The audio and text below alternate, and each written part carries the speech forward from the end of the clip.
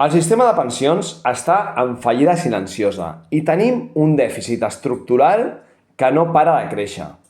Cada cop hi ha més jubilats i menys treballadors cotitzant.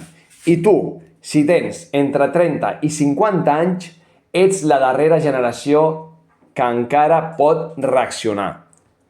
Els bancs t'ofereixen plans de pensions al 2% o a molt estirar un 5% i comissions altes, però l'euro perd un 3% de valor cada any.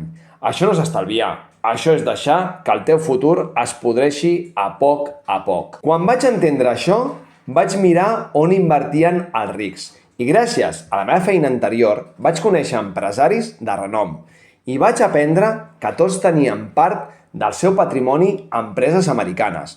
Apple, Coca-Cola, Microsoft, Meta... Empreses reals, amb beneficis reals.